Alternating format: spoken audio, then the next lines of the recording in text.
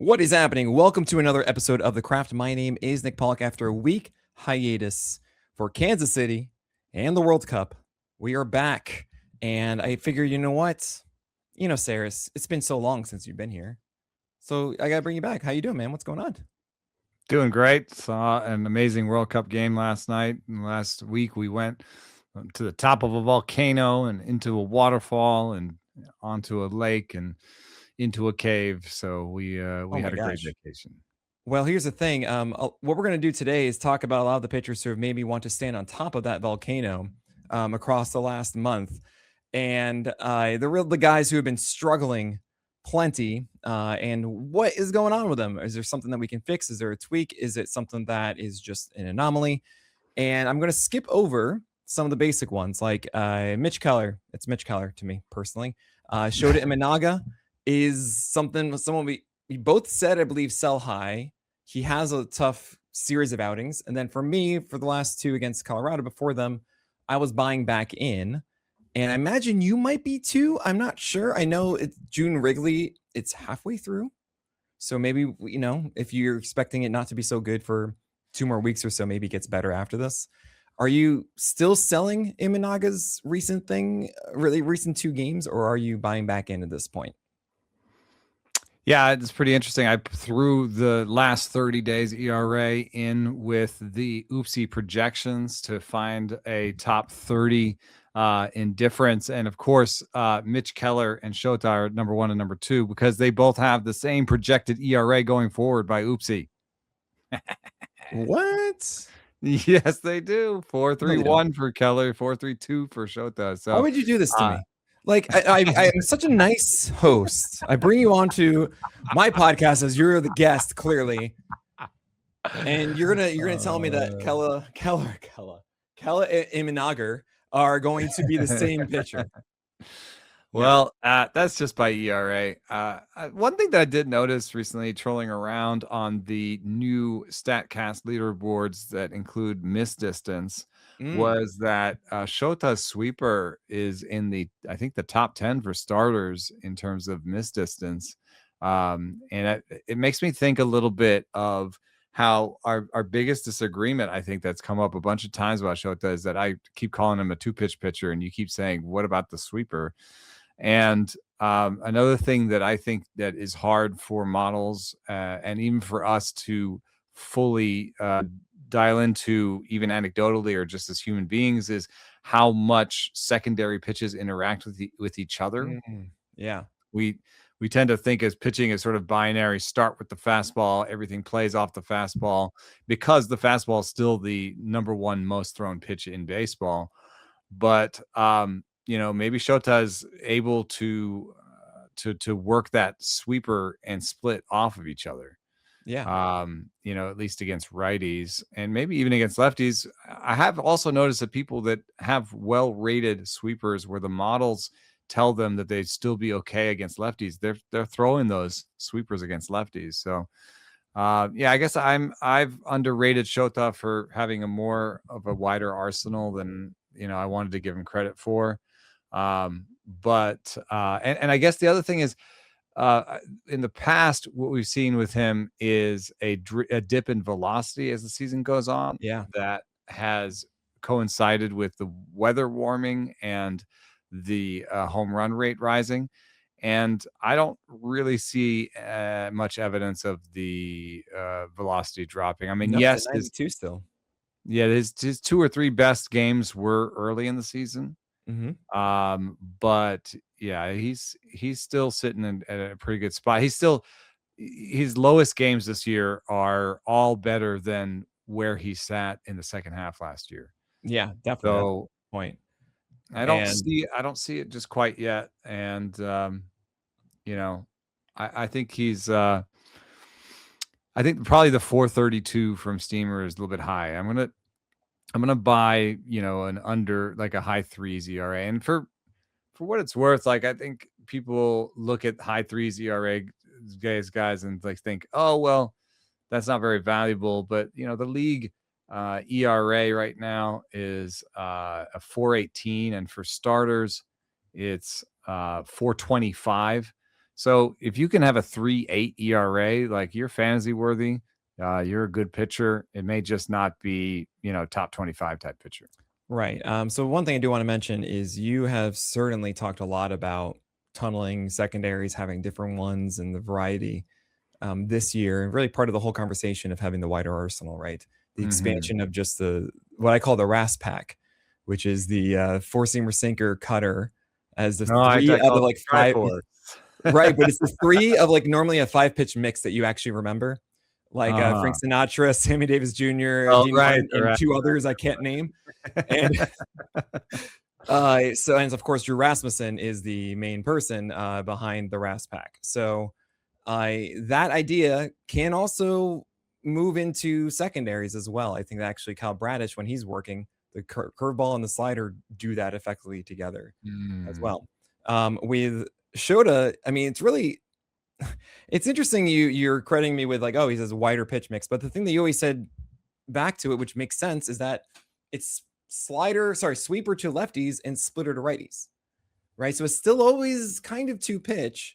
And even what's really funny is that in these last 2 games that were successful, really moved away from the sweeper and the sinker, the 2 pitches that allowed all of the damage against in his previous outing, right? The splitter was a home run, and it was PCA diving and missing a ball, and that's an inside the park home run. And I hate that so much beyond belief. That is an error. You should just play it on a hop, and it's a single. I think like 80% of inside the park home runs don't exist. They don't exist unless they Kareem in a ridiculous way. But even that is the defense playing it poorly.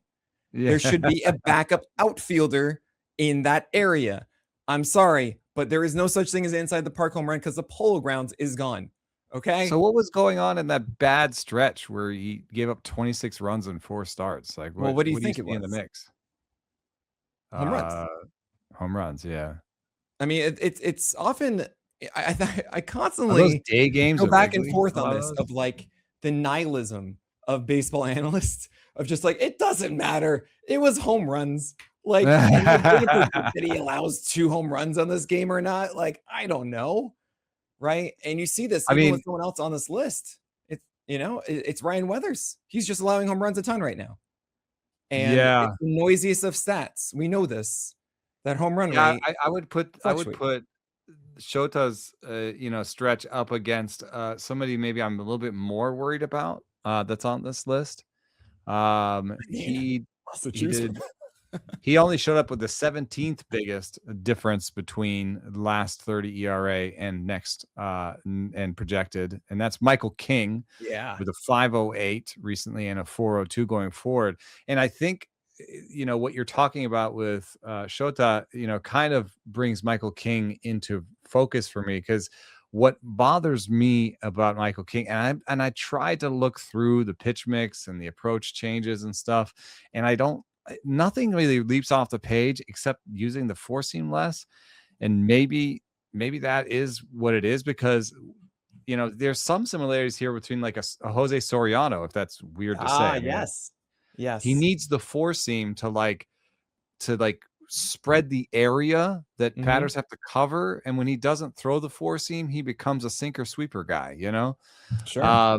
And so he hasn't thrown the 4-seam, and there's been home runs. But the biggest thing when I look at Michael King that bothers me is that he has thrown 23 innings in his last 4 starts and has 10 strikeouts. Yeah, right. That I do not like. I do not like that. And there's no like real obvious change in velocity. It's a little bit down maybe. His 4-seam, in terms of movement, it's never been a great pitch and movement. I guess it's lost maybe a little bit of ride. I mean, what do you see that could this is actually an easy one. You gave me what's really funny, guys, is I remember, I think it was this time last year. No, it was maybe like the 3rd podcast we ever did. It was when Pablo Lopez was struggling in the first like 2-3 weeks. And what you said to me was, Nick, you know what? I'm gonna start this episode with a softball. So it's nice and easy for you. What's wrong with Pablo Lopez? Yeah. I had no idea. And I was like, this is the Softball. softball. Like, I don't think about it. I think he's just gonna be fine. Like, I haven't done any. Oh, God, okay, all right. But you did give me a softball this time Okay. because if you guys didn't know, I have this wonderful baseball dashboard I've made for myself. I've been expanding on it for the past 5 months and building it, building and building it. And I will be giving it to our PL Pro members in about, I want to say before the end of the year, as we start pushing that out. But you guys will have access to this with live data and everything. And I just put out an update that allowed you to look at pitch results easily over games, just quickly inside of it.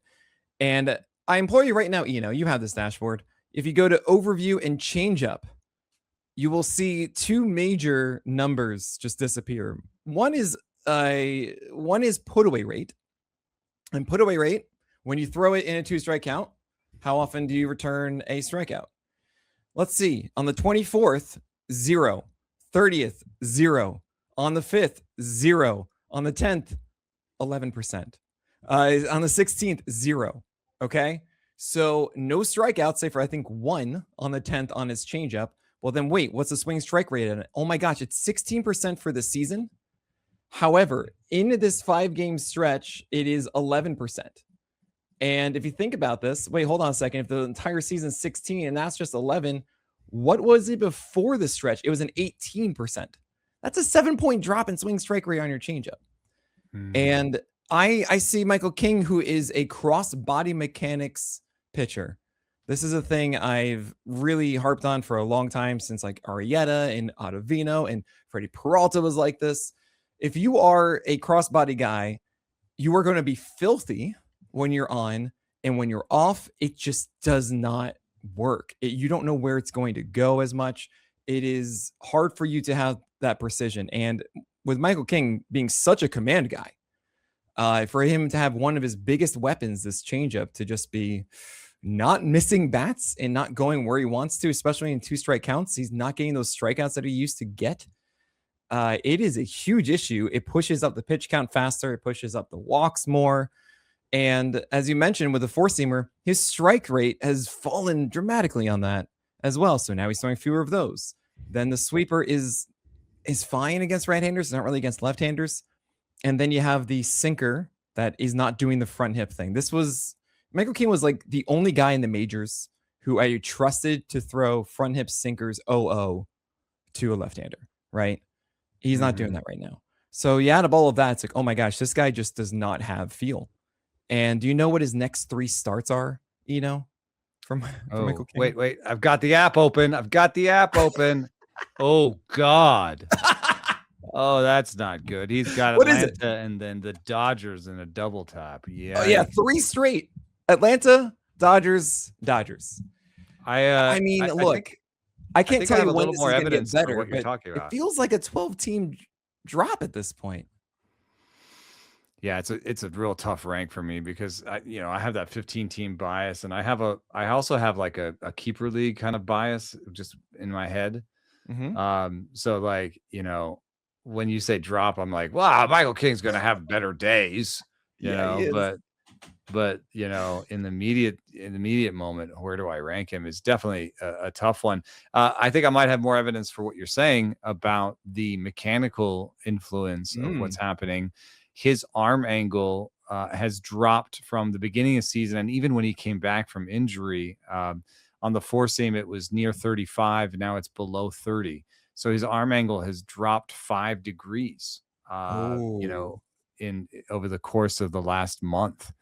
And given his injury history and what we know about even fatigue for him, he's not been a guy who has had a lot of full seasons on his resume. There's something going on there. And then in the last game, the arm angle on his sinker was suddenly the highest it's been all year. So this to me sort of speaks to someone fiddling with something mechanic. Yeah. Well, I mean, at least that's good though, right?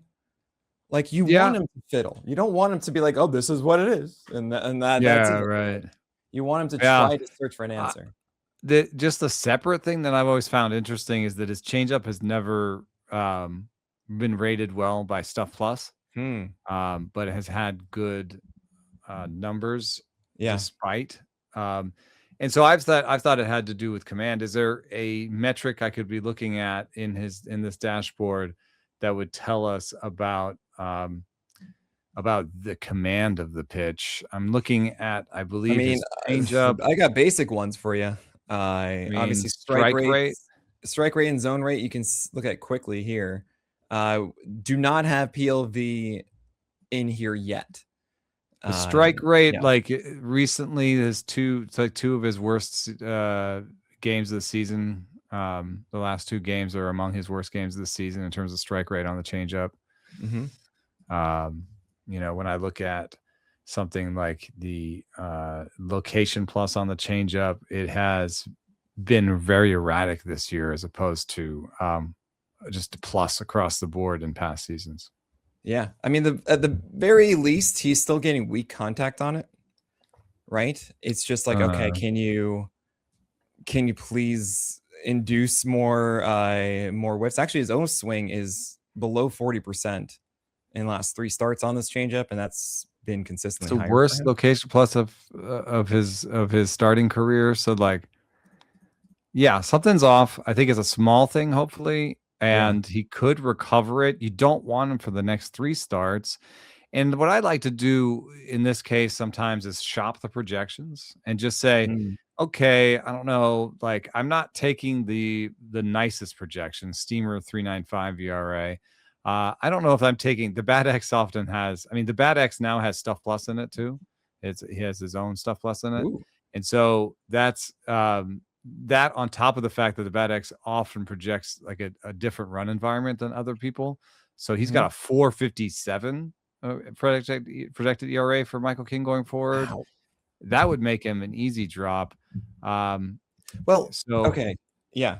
One of the things that I think is really difficult, and I want to spend some time this offseason really trying to figure out, is quantifying next 2-3 weeks versus the rest of the year. I mean, I think it's every single year, this is the hardest thing that we do as fantasy managers. You see someone who's not performing well that we all expected to do well earlier on, and we don't know, when do we cut the cord? When do we move on? Is there something that we really can understand? And also, when it comes to schedule, how valuable is it with the percentage of that returning and the percentage of these being bad? How valuable is that hold in that stash through that time? Yeah. So like, let's say I look at those 3 starts. I'm not starting Michael King for those 3 starts. Totally makes sense. Then are you holding him? Because you need to have an idea of what his value is in, say, July, like almost like a monthly projected value, right? That's simulated against actual opponents, Exactly. So it's a really hard thing to balance. And I often say value now is worth 3 times value later. And it really depends on your situation if you're able to do it. But it does feel like right now, if I have Michael King, I don't want to hold on to Michael King. Well, if there is something of value on the wire, which is always the other question you have to ask. And right now, there's such scarcity on the wire. I'm just doing my rankings right now. I have over 40 pitchers that I've removed off the rankings because they're injured and would normally be in a top 125. Now you get it. Well, that's like every year, though. Every year it's like that. I mean, I get it, but like that means that now my 80th ranked pitchers are actually my 125th ranked pitchers, and then I have people on here I never would have ranked. So absolutely. in the light of that, I mean, in my 15 team leagues, it's easy. I picked up this week Ryan Gusto for his 2-step. I picked up Brady Singer for his 2-step next week. I picked up Andrew Alvarez. I'm playing a lot of Andrew Alvarez. You are in on Andrew Alvarez. Huh? You are in on Andrew Alvarez.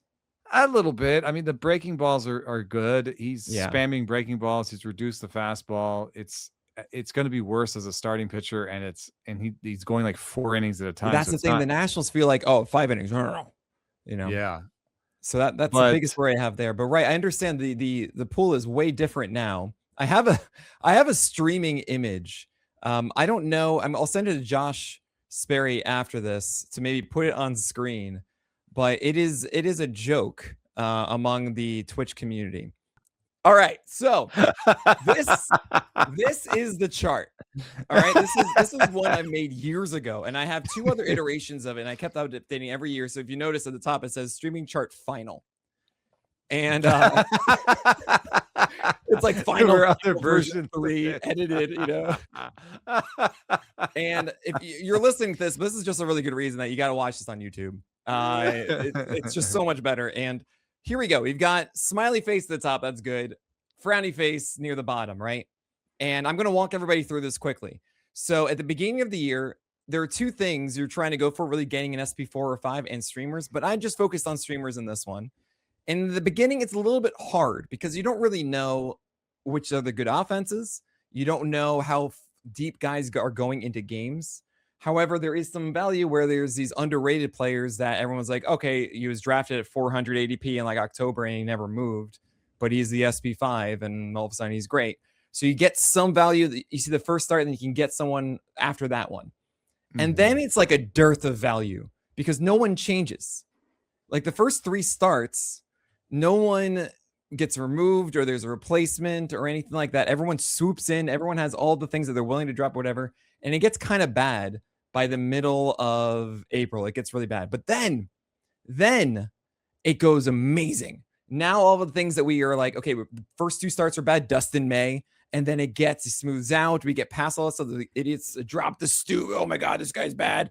Haha, you take advantage of the tacos. Sorry, they're not idiots. I understand. Anyway, it's amazing. Like the beginning of May.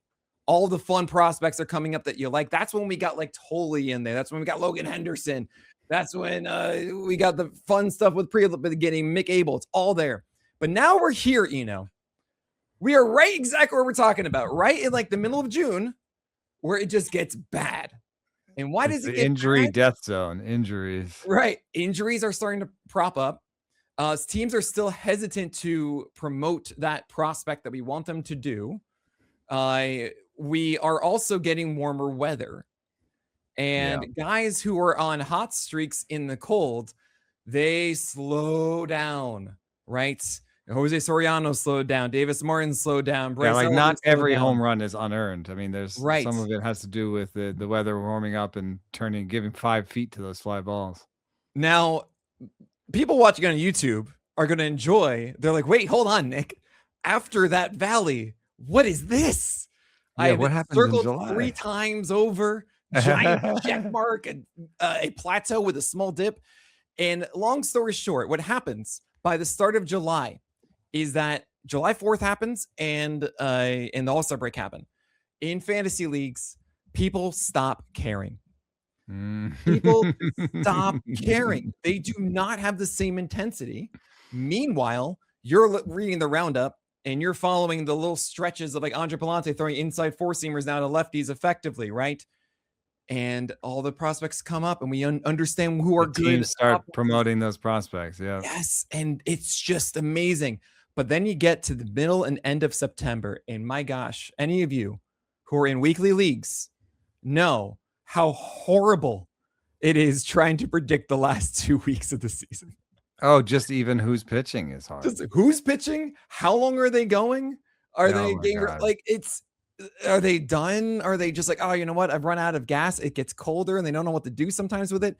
It is horrendous. To be fair, that's horrendous in every sport. I played fantasy basketball. The load management goes through the roof in the last couple weeks of the season. So here you go.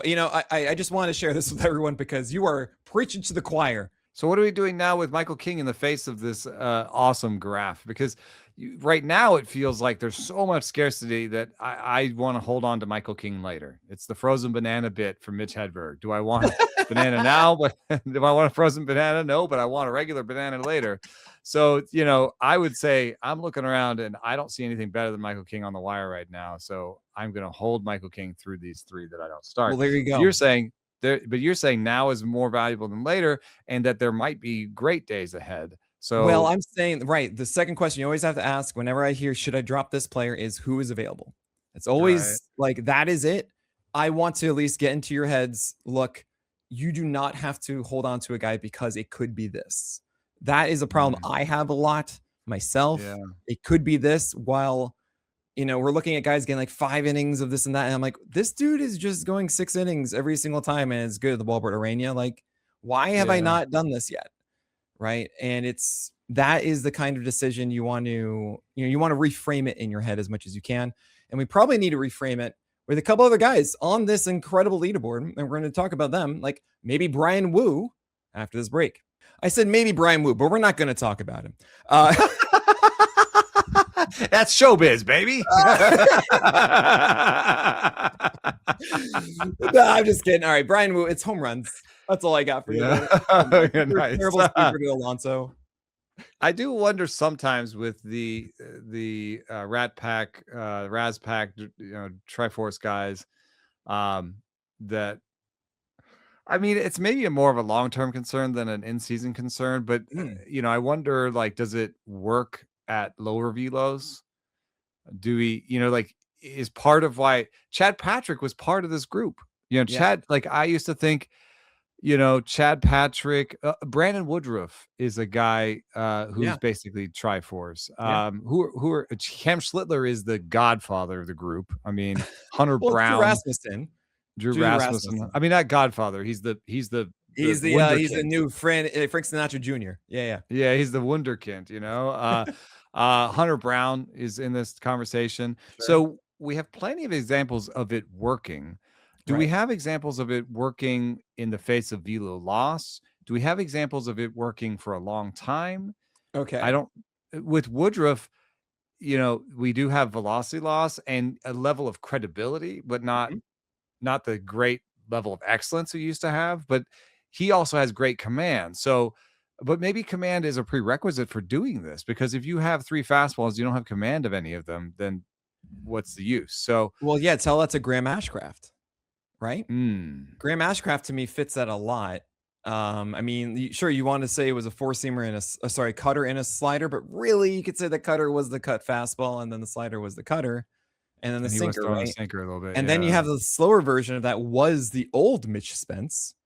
But now Oh, but now he's not. Now he's like the McLean trying to go sinker, cutter, sweeper, at least what oh, I I saw haven't on checked Monday. back in with him. Is he starting or what is he doing? He He's well, starting for the Royals. he went to the Royals and they needed a spot start, and so he I just saw his went like name 4 in the box innings and score. 60 pitches, and we're like, "Is that it?"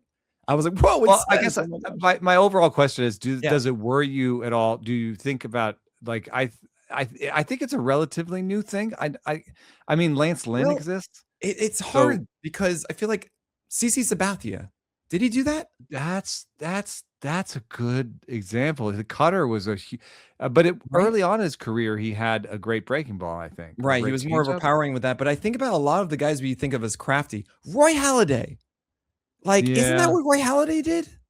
yeah, they had a lot of fastballs.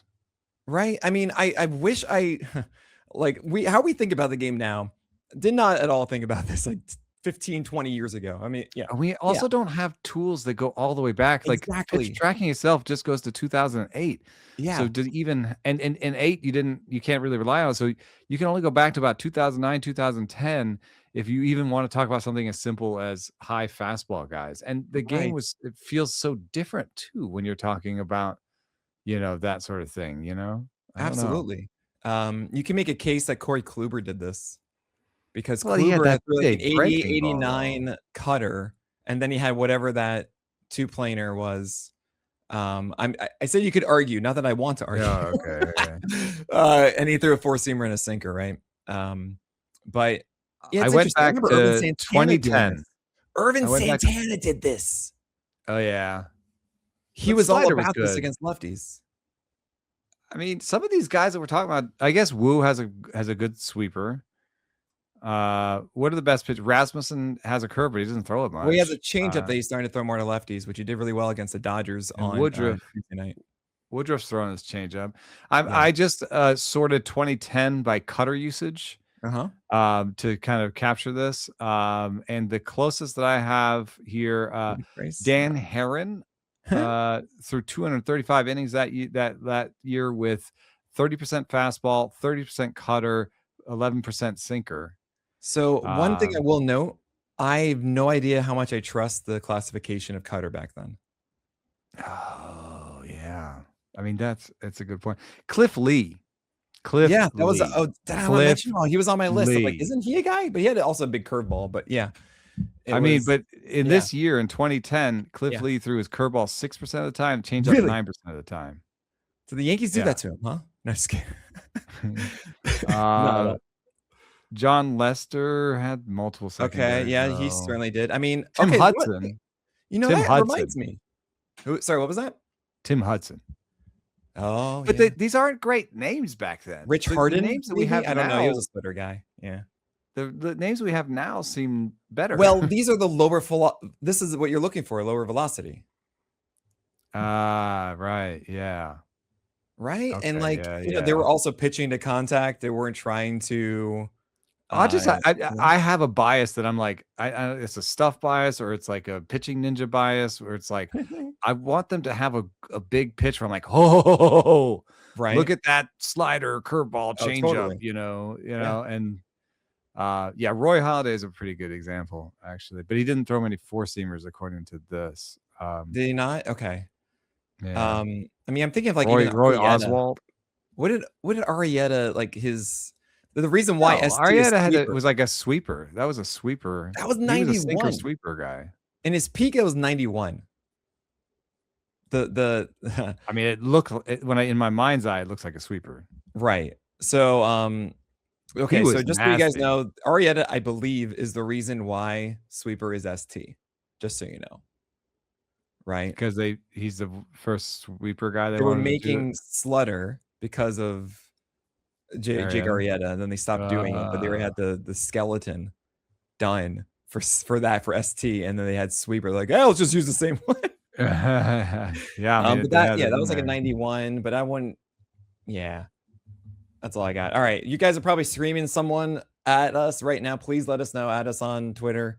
You can send. But so you don't share any sort of I mean, a fear about the. Yeah, I love it. No, I think I mean it makes all the sense to me of this working, because the more that you can deceive where the ball is going, the better.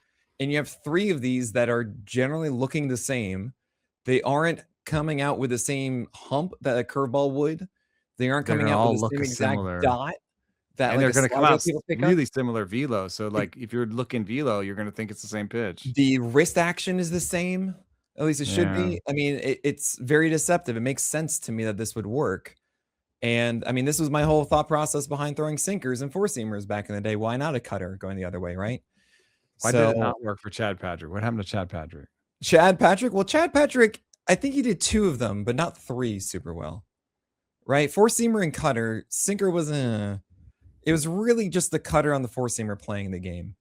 Like Jacob Lopez kind of did that during his hot stretch last year. He would tease people with the fastball away to right-handers and then come back over the cutter. Did Marco Estrada do that too? And then have the changeup? Like, I don't know. Maybe he had that straight change though. I mean, when they have an iconic secondary pitch, they lose the comparison for me. But yeah, that's very fair. I mean, the thing is also, remember, Schluter coming up had both a sweeper and a curveball. Then he really nailed it down to be the cutter in that start in George Steinbrenner Field last year. And the curveball looks great. I asked him about that, and he said, well, until they can hit my fastball, I don't need to throw the curveball. This is the Jacob deGrom rule. Right? Yeah. Like he's like, why would I not throw a fastball slider? I allow a hit on my curveball. I'm like, why wouldn't I just throw the slider? Yeah, like, that's a good point. I guess looking at Patrick's line, also his locations were below average. I think it does require good command, and maybe that's why it can kind of come and go a little bit if they're dealing with something small. Like Woo has had a fairly extensive injury history. If there's something nagging him, then maybe he loses command for a couple starts and give up homers. And then, well, speaking of command, how do you feel about Zebby Matthews? Because Zebby Matthews apparently had well, not apparently, but he came back a bit yesterday. 7 innings, 2 earned runs, and I think it was 4 or 5 strikeouts. I believe it was 4, 0 walks. My biggest thing against Zebby Matthews is that it's a 2025 version of him, but slightly worse stuff. and the same exact problem of throwing too many hittable strikes, too much command inside the zone and not the edges. That means it's good control, but not necessarily the pitches that you want. He allowed 8 hits in that game yesterday, and that's a bounce back. He's on your list here at a 5.7 ERA in the last 30 days. He had 2 good starts, and I believe it was 2 really bad ones. I'm a little surprised by how good his projections are. I mean, and good is a relative term, but like, Oopsie has a 4.17 ERA, a 1.24 WHIP, and I don't know why. Low walk rate. Yeah. Okay, that's it. Low walk rate, but yeah, what do you do with a low walk rate, but you're not sure the locations are good? It's just like, it's a weird you're thing. In the right? zone, but it's not good. I mean, I think it would lead you to the Bat X, for example, projects a 1.7 home runs per 9 for him. Yeah.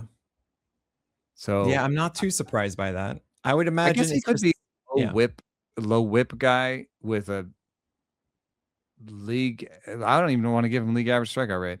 Low whip guy with a okay strikeout rate and a 4.3, 4.4 ERA going forward. That's sort of how I see him. 3.334 with a low whip, like a 4.3, 4.4 ERA with like a usable whip, like a 1.2 something whip. So he's a worse Bryan Woo in your view, because that's what it is. That's like the Joe Ryan type of like you have a little, or Imanaga even. You have a great whip, but then the home runs mess you up for the ERA. Yeah, and like he does fit into a bit of our Triforce conversation because he's between the fastball, cutter, and sinker, he is like near 60%. But he's throwing these secondaries. The secondaries are all slower than they used to be. I don't have anything to grab onto and say, but we should like him for this. I'm just that's really, I guess there's always something. Yeah, I guess the low walk rate. Yeah, he gives you a chance, right? Yeah. Maybe Koufax shows up and is like, all right, I'm gonna bless you today with a lovely low BABIP. I think he might be a good streamer. I mean, if you think about, the problem is at Detroit seems like a decent place to stream a guy, and he gave up 7 runs. At Pittsburgh seems like a decent place to stream a guy, and he gave up 7 runs. So I don't know. I think you're going to get burned. I think he looks like a good streamer, and I think he'll also burn you. The classic trap play. Yeah. Now there is a pitcher that isn't necessarily on this list, but I need to know how you feel about him. This is someone who I remember last year he had some hype a little bit. Some people were like, "Oh, I really like this guy for Oakland." Sorry, the Athletics, and I'm trying to make people guess who this is. He had an injury last year. Finally, he's starting to get another chance to start. He pitched on Tuesday night. I know who this is. And through 85 pitches, 5 innings, 300 runs, 6 hits, 2 walks, 6 Ks. I implore you, to go to his page, and you'll see all of a sudden his movement is vastly different across his arsenal. And that was Jack Perkins. And I was waiting for you to say, Jack Perkins? I wasn't expecting that. I know. I'm looking at Jack Perkins' page right now. Good. I gave you enough time to do that. And I like that he's 96. Not just 96. I mean, it's look at the IVB and IHB, right? The movement profiles of his sweeper, changeup, and slider way different. The slider has lost 2 to 3 miles per hour and has gained 6 inches of drop and 2 to 3 inches of sweep. The sweeper itself has gained the same amount, actually, sorry, 2.5 of both drop and horizontal. The kick change goes down like at times like to -6 at 90 miles per hour. And what's the weirdest part is if you scroll down, you'll see his pitch movement plot. I put this in my daily SP Roundup article. If you clicked on it, you'll see that he has some of these sweepers that are a -26 sweep. And then he has another sweeper that is like a hand of God, 8 inches of vert and -9 sweep. What? Those are both not sweepers. One is. But are both? He was in Sacramento, wasn't he? Yes. Wind, baby. It's just all wind. Okay, good. That's what I was thinking about this. So let's just talk about Perkins's last 2 starts, because last time, where was he? Oh yeah, Vegas, Yeah. which please tell me we'll never have to endure that again. I I I just I'll be honest, I didn't even know they were going to play in Vegas until like 10 days ago. And I was saying, cool, they're going to be in Sacramento Verde in Sacramento. They go, Nick, it's in Vegas. I Well, go, the what? good news is that Sacramento's a tough place to pitch too, so you would have avoided either of them. But it turns out that Vegas is the toughest place to pitch. I think worse than Colorado because Oh the yeah. infield there is hard as rocks. Oh my God. So I mean, yeah. I never thought I'd be happy to say that he's pitching in Sacramento. Yeah, I mean, like the sweeper is a seam shifted wake pitch. I really think it could grab the wind in different ways. I mean, I see. I'm looking at the plot and I see It's just nuts. how crazy the sweeper plot looks. Generally, though, when I look at his plot, I do like it. It looks like the four seam has a little bit of unexpected ride given his arm Yeah. slot. Yeah. You 14 know, inches of vert, 32-degree arm angle. the kick change looks like it doesn't really throw a sinker, so it's not, it doesn't look like a sinker. I mean, I think even if he threw a sinker, the kick change actually has less arm side movement than most sinkers. Yeah, So definitely. it's kind of somewhere between a splitter and a regular change. Did you say a slitter? Somewhere between a splitter and a regular change. I was like, this is a new one. Okay, is that like a slider splitter? Is that like what Maya's actually throwing? Okay, sorry. He throws a cutter, I mean, and he throws a regular sort of gyro slider. The sliders seem to the sliders are erratic. That's the source of his poor command. Yeah. When he has poor command, you can see it in the movement patterns like you've postulated. We haven't nailed that down yet, but that I do think that there's an aspect to a large movement pattern having something to do with command not being great. Also, you can see that his gyro slider movement is like pretty close to a sweeper, so there's some blending there. Yeah. I think he can refine that over time. I don't know why. I first of all, you're starting with 96-mile-an-hour velo that he's kept as a starter. You're upsetting the expectation of the fastball movement. Those are really good foundations. I think with the kick change too, maybe he'll just get rid of the gyro slider, and just focus and maybe hone that sweeper.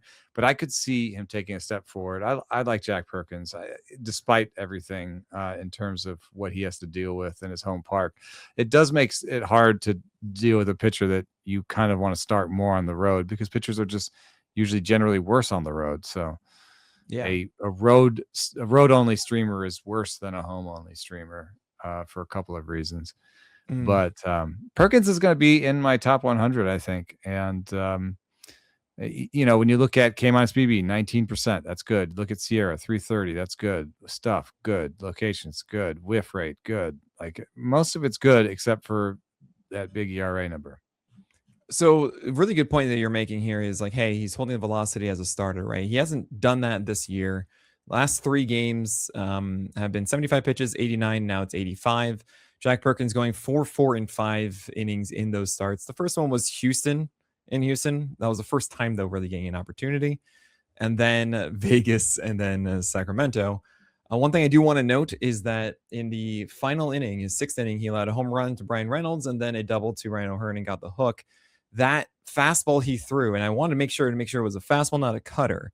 It had fastball four-seamer movement at 93, and it was just destroyed.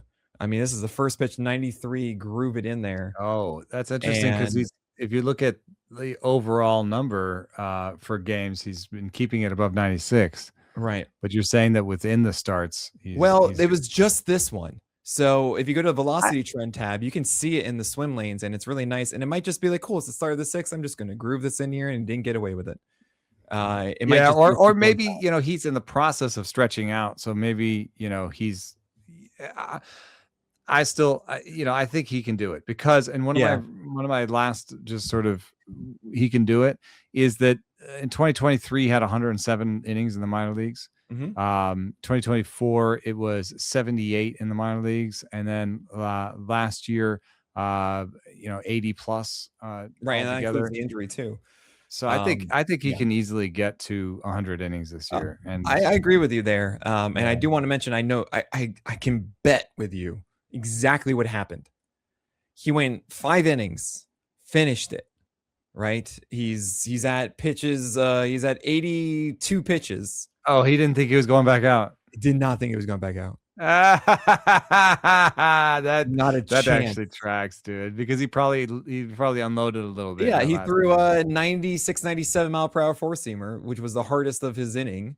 As a called strike to get to 0-2. Then he threw a beautiful, gorgeous changeup to Brandon and Lau, and that's it. And it's like, great, I can see that. 91.5 changeup for a strikeout. I'm done. I'm sorry, what? Yeah, kick change too.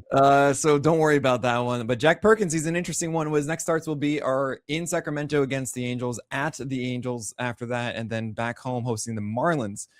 Looking at the opponents, I'm like, yeah, exactly. Play in Sacramento. So I assume 15 team, you're like, I'm in for this. Now 12 teamer, would you? Yeah, I think he might end up sort of on the cusp of where, I actually don't think I have him in here. This is great that we brought him up. Oh my gosh, you're doing rankings for tomorrow, Oh, I have him at 121. He's gonna move up from there. Would you drop Michael King in a 12 teamer for Jack Perkins, No, Good. I would not. Okay, we're on the same. But I might have him as high as, like, my would you rathers might be Shane Drowan, Foster Griffin. What? What? Foster Griffin is a Toby of Tobies. He gets it done against the bad teams. You're like, this is great. He's gonna go 6 innings constantly. Easy. Yeah, but I just told you I'm not starting Perkins every time out, so he's gonna go in a place. Okay, so Foster Griffin has already gotten 6 innings with production many a time. We haven't seen it once from Foster Griffin. You're just saying Foster Griffin for sure. Yes. So you like Shane Drowan as a better would you rather? Because Shane Drowan's that is tough for me. Shane Drowan, I'm actually really curious to hear your take on him, because I think when I initially saw him converted to a starter, I led with him being like, we ride with Drohan. Okay, that was my I didn't know it was Drowan. I apologize if it's Drowan. And then the next one, I was really tepid at what I saw. Like, it wasn't anything that's really exciting inside of the mix. And when I considered the Milwaukee Brewers situation, I thought, well, hold on a second. You got Mizorowski, you got Harrison. Okay. You have Woodruff coming back. You have Henderson coming back soon. You got Sproat also. And I don't know. Henderson just got an injection in his back. I don't know. I mean, if they're doing that, that means to me like they're speeding up the process, but maybe not. Anytime I hear like the injection, I feel like it's soon, but I could be very wrong. Maybe Henderson's a month away or so. That's fine with me. That still may leave 6 guys though, right? Sproat, Gasser, Woodruff, Harrison. But I just don't think Gasser's. I don't think Gasser's a major leaguer right now. Okay, so Gasser went last night at 5.2 innings of shutout ball, 2 hits, 2 walks, and 5 Ks. That I did. I didn't mean it as a gotcha. I mean, like, okay, this is the reading to. Did not mean it like that, because I actually led with him this morning, and I said to myself, this is interesting. Maybe the 4-seamer is good enough at that low arm angle. He used it as a 2-strike pitch against right-handers, but there is no changeup in here. And I wouldn't really say that the sweeper is that great to right-handers. And he didn't strike out a single left-hander. Didn't get that sweeper away enough. He didn't get the sinker inside enough. It's not really like that exciting. Do you think that they would still give that a shot though? Because Gasser's been more highly pushed for this gig, while Dron's doing like the whole Chad Patrick thing of kind of going like their middle relief. You start here and then, okay, cool, not so much. And then we're gonna start him again. I'm curious. Yeah, I don't know. I'm looking at these. I'm looking at these scatter charts, even from his good start, and like Gasser. what? Yeah, Gasser. Yeah. Like what's he doing with that 4-seam, man? I see like, what is it, like 8 like not useful 4-seams. just like you're saying too high up, non-competitive. Yeah, just non-competitive. Yeah. He's completely trying to go high 4-seamer. He threw 60+% 2-strike 4-seamers. He has better command low in the zone. It seems like they're almost going against his tendencies. Like maybe he just developed command low in the zone over the course of his high school or college or whatever career when everyone told him to throw low in the zone. Yeah. And now they're like, throw high in the Shoot zone. means He's like, I what? can't. My guess is that it's just for 2 strike counts that he's elevating so much and missing super high. That's a But good guess. even that is like, all right. But even the What's the sinker, skill? you know, Yeah. even the sinker is like all Yeah. over the place. I'm totally in agreement with you here. That I prefer Drohan over or Drowan over Gasser. At the same time, I don't know. I want you to go more into Drowan and what you see in him that says, hey, look, this is worthy of. I mean, yeah, I don't even know where you stand on Jack Perkins versus Drowan. I think I'll put Perkins above Drowan, and both of them behind Foster. Yes. Okay. I think we're on the same page there. I think a lot of people were upset that I did not have Drowan on my top 100. He was like one of the last ones out, and I just felt it's not worthy to chase. Oh, and by the way, this is in the late 70s, early 80s of my ranks. So we're not too far off of each other. Okay. When are your rankings going to come out?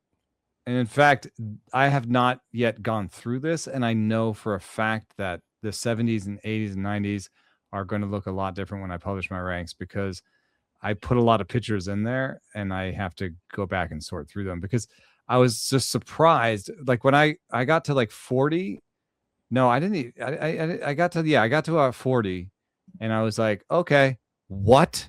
Yeah, yeah. it's pretty bad right now. Like I had Taj Bradley in my top 50. What? No, you didn't. No, you didn't. But I mean, you did there's that? 45 pitchers missing, so I have Taj Bradley in my top 79. 90, you know I mean? Yeah. 79. You know. I'm not done with any of this, but okay. in my initial sorting process, these guys ended up in the low 70s. What I like about Drohan is a wide pitch mix with command, basically. I do think he has an out pitch in the slider, and I think he does enough of the Triforce. I mean, he's 28% fastball, 22% sinker, 14% cutter. I do think there's some similarities with Chad Patrick, but when just looking at Chad Patrick's page, I was surprised by how poor his location numbers were, and I think Drohan's are better. Interesting enough, though, Fangraphs gave him a 45 grade on command, so this could be a small sample mirage, or it could be what Milwaukee improved over his time with Boston, or it could be why they picked him up because his walk rate in Boston when they got him before the trade was the best he'd ever shown. Yeah. So yeah, I when I see a guy that's just doing this well with a 65% strike rate on the year, I don't think that control is bad. I don't think it's a 45 in my head. I mean, it's maybe it was before. But I'm not really buying that. I mean, so with what we've gotten from Drowan so far, curveball, slider, four-seamer, sinker, rare cutter, rare changeup, right? At least this is as a starter that I'm seeing the last 3 games. And I don't know if that slider is going to consistently be that thing to right-handers. To lefties, it should, right? I mean, that's just your standard. Okay, great. For the year, he has a 27% swinging strike rate on that slider to lefties, right? The real question to me is how good is his approach to right-handers? I don't know. Yeah. He has a 22% swing strike rate on his four-seamer upstairs, by the way, to right-handers. I don't know if I buy that. I don't know if that's going to stick around. It's a hard enough gyro to me with the next secondary being a curveball where, you know, I think that works against opposite hand. 86 slider with an 80 curve. Yeah. You want that to be 88, 90. Yeah, I want that to be like a back foot slider if I'm going to focus on that. If you're a lefty, you need to show me a changeup, an overpowering four-seamer, or a like slider cutter that is harder, right? Something really proved to. If you're a slinging lefty, then fine. Maybe it can be like the Chris Sale 83 or whatever. But interesting enough, his approach against righties so far has been mostly sinkers, four-seamers, and curveballs with some, I think, what looks to be attempts at back-footed sliders. Yeah, I don't know. I'm not buying I'm it. surprised how many sinkers I'm seeing in the opposite-handed bin here. Yeah, me too. That doesn't make sense. I mean, it's a lot of strikes. Maybe it's the four seamer sinker situation of the sinker coming down over the or under the four seamer, right? You have a 6-inch drop difference. So if you Like keep the four seamer up, playing them off each other. Yeah, I mean, look, it could be the Ras Pack here. You have cutters at 15% usage, so 15 to righties, and then sinker and four seamers just a little bit slower. So here it is. You know what you've been looking for: the lower velocity Ras Pack. That's right. Let's see if this works out. Shane Drop. I did also, before we leave, I wanted to point out that we are not idiots. And so I just Bryce Elder last 30 days, 5.88 ERA. Yeah. That's what you're saying. Yeah, sure. Davis Martin had to point that one out.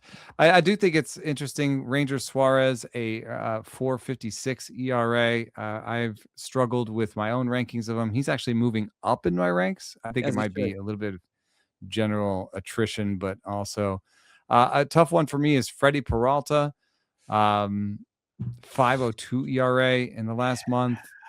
I think there's been a drop off and stuff for him. I agree. I mean, with Freddie Peralta, I've called him the right-handed Robbie Ray, and then I didn't mean it to be like now Robbie Ray. Yeah, that's the joke I keep making. And that's another one. Like, we haven't even talked about him. I don't know how he's not on this list, but Robbie Ray has been through the ringer. I think it's because his projections going forward are not as good anymore. It's wild to me. Just like how. Oh, okay. Here's one that has some hype to it, and it's not. We're not dunking anybody to finish, right? Because I had to dunk on Bryce Elder. I got a lot of angry emails about that. And then hey, Davis Martin with a 7 ERA. I got emails about him too. So, I mean, it's really two starts. It was the Twins, and of course, last night against the Yankees. They were really the bad ones. And I actually, what I see, I don't know if you're the same way, but I see a really bad start from someone. I sometimes have to be the guy that's like, okay, good. Okay, we expected a bad start, but like he's also better than that. So let's not just write him off now in the same way. We're not just going to always slot him in, right? And I wouldn't have, even if I owned him, I would not have used him against the Yankees in Yankee Stadium. Right. That's on the level of the sort of like Colorado for me. Okay. I got one for you. I need this is what I got for you. Maybe it's the same guy. That was Dave Martin. Connelly Early? Oh no, that wasn't it. But I'm curious to hear your take on Connelly Early. Well, I kind of put him in a weird bucket to begin with, where I was like, oh, this is going to be a big mix with command lefty, right? This is what's so exciting about him. But the command isn't that great. This stuff isn't like that outer worldly. It's just like a 420 Sierra. It's a bang average K-minus BB. A bit of a home run problem right now, which I think that part is probably the part that'll go away. I think it is good enough stuff to overcome that. But it is weird that like you can look at a young guy coming up and say 101 stuff plus 94 mile an hour fastball, big mix, lefty, 5% walk rate, and then a year later be like 101 stuff plus. Well, here's the thing, lefty. Well, right. So I mean, this is part of a larger conversation, but I feel like what we do a lot at this point of the year is we start to carve who they are for the full year 2 months in, right? We start to say like, this is who this guy is now. And I like doing that for more of the veteran arms a little bit more. Like if you look at Zach Gallen last year, or you see kind of Sandy Alcantara kept doing that for a while, and so on and so forth. It's easier to do that for Edward Cabrera right now, whatever. However, I think what I try to do is say, this is a guy who's pitching his first full season in the bigs, and what he's done the first 2 months, I don't expect him to do the final 2 months, right? Because this is what development is. We don't just see a guy who's going to be really good in the future as great always when he's here. You see why it would work. You see that he's going to go through adversity, and at some point we think that it's going to come together a bit better. I think that's what we're seeing with Connelly Early. And I think second half, am I saying, all right, do I think it's going to be good or not? I'm going to say yes. However, I am not necessarily going to hold on to it if I have things like, honestly, in many cases, Foster Griffin could be better than Connelly Early right now. I still like him enough to hold in a 12-teamer, but I do recognize that, I don't know exactly when that development will happen. And I think a lot of it has to do with fastball command real quick, where, right now his fastball command is not great against, I've got this here in the platoon splits, against lefties, same-handed hitters, his fastball command is a 90 location plus. Against opposite, it's 95. Both those numbers needs to be up a little bit. And I think just something as small as that, getting those to league average command will open up a lot of things for him. I think that would lead to more of the walk rates that he had in the minors, plus even a higher strikeout rate and fewer home runs. That can all come from a little bit of an improvement in fastball command. I mean, look, one of my favorite things to do with this, you guys listening back, you can hit the rewind button. What did I say what the biggest noise is in a monthly sample? It's home run rate. Yeah. So who are the highest homer per 9 guys right now in the top 10 in the past 30 days? Shota Imanaga, Ryan Weathers, Mike Burrows. Okay. Griffin Canning, fine. Connelly Early, Tanner Bybee, Sandy Alcantara, Ryan Nelson, Merrill Kelly, and Colin Ray. Right? So you can understand some of that regression coming for some of those guys. Like, okay, cool. This will be better, is what we think with them. Nathan Eovaldi's there at 12th at 1.93. But on the other side, what we didn't discuss, I'm going to say the aces first. We have Logan Webb, we have Jacob Mizorowski, we have Yoshinobu Yamamoto, Drew Rasmussen, and Logan Webb, all inside that top 15, right? Of like fewest home runs allowed per 9. Some of them have 0 home runs in the last month. Ben Brown is second with 0. Okay. Yeah. We want to understand his ERA 191. There you go. Dustin May is there, but Dustin May makes a little bit more sense as such a heavy ground ball guy. And yet it's only a 54%. It's not like it's an 80%. So there's that element, even though, hey, pat ourselves in the back, right? We were talking about him 2 weeks ago. Look at this. Okay. Brandon Young is another one who's gone by. Walker Buehler. How is he doing a 2.77 ERA? That one just somehow forgot about home runs. That's not going to stick around. Yeah. Right. So it's an interesting practice to just look at that and understand, okay, this might be a sell high for certain guys and some that I maybe should not be buying in on. Also, we never talked about Max Meyer, but we're going to have to save it for another time. Maybe when Eno puts out his rankings. When are you going to be doing that, Eno? Friday. Oh my gosh, next week, guys. I'm supposed to do that podcast with you before it, but it's okay. It's all right. We did just do it. I'll just send you some text. We did just do it. We have a lot of ranking. I have a lot of guys. We just talked about that. Where do you have Max Meyer? He has been moving up. He's got a big green arrow next to him. Don't tell me like I've 45. got him. Huh? Don't say 45. Are you looking at my sheet? Wait, seriously? Yeah. No. You're kidding. You're joking. Funny. Is it exactly 45? Yeah. I don't know if he'll end up there, but there's a bit of a grouping there. You have Taj Bradley higher than him. Which is what I'm saying. It's not going to end up like this. I am debating giving Max Meyer ace is going to ace, It is the best fastball of his career. And 2 amazing breakers. I will say, actually, his fastball was down to 16 inches of vert for the first time since like the 3rd week of the season in his last start, but that shouldn't be a problem. And there's something that bothers me. The biggest movement profile changes, especially when there's like they're going against their arm slot or whatever. This is totally anecdotal, but like Emerson Hancock has lost tell me 4 how inches much of IBB. Do you have this? Huh? I was going to ask you this. How much has it changed through the year? I don't have this data for whatever reason.